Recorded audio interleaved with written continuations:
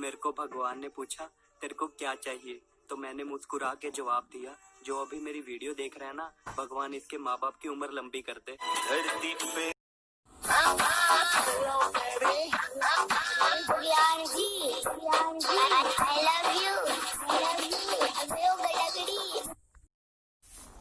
एक बेटा अपने पिता को वृद्धाश्रम छोड़ के गेट के ही बाहर निकला था कि उसके बीवी का फोन आता है और बीवी ये बात बोलती है कि आप अपने पिता से कह दो कि त्योहारों में भी घर आने का जरूरत नहीं है, हम लोगों को चैन से रहने दे।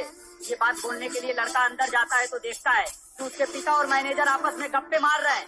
लड़का मैनेजर के पास जाता है और कहता है कि आप मेरे पिता को कब से और कैसे जानते हैं कि आपस में गप्पे मार रहे हैं। तो मैनेजर बोलता है कि आपके पिता को मैं उस समय से जानता हूँ जब ये आपको अनाथ आश्रम से उठा के घर ले गए थे। गौर करिएगा साहब इस लाइन पे कि लुत्फ जन्नत का उठाने में मजा आता है और बूढ़ी माँ तेरा पाँव दबाने में मजा आता है। कुछ लोग झूले में बैठा के माँ बाप को खाना खिलाते हैं, कुछ लोग झूले में बैठा के माँ बाप को खाना खिलाते हैं और कुछ लोग बीवी के चलते माँ बाप को वृद्धाश्रम पहुँचाते हैं। वारे जमाने तेरी हद हो गए और बीवी के आगे माँ बाप रद्द हो गए। आजकल 5-10 बारातियों को लेकर शादियां हो रही हैं। अगर ये रिवाज कोरोना जाने के बाद भी रह जाए तो कई बेटियों के पिता कर्जदार होने से बच जाएंगे। अगर सहमत हो तो वीडियो जरूर शेयर करना। एक बार एक शमशान घाट में एक साधु दो चिताओं को बड़े गौर से देख रहे थे।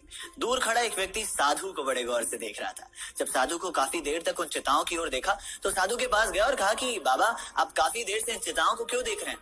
तो साधु ने मुस्कुराते हुए कहा कि इनमें से एक चिता उस शख्स की है जो पूरी जिंदगी काजू बादाम खाया है और एक चिता उस शख्स की है जिसको 2 वक्त की रोटी भी नसीब नहीं होती थी। लेकिन कमाल की बात तो यह है कि दोनों के राख एक जैसे हैं, लेकिन फिर भी काजू बादाम खाने वाला इंसान अपनी पूरी जिंदगी घमंड में गुजार दिया।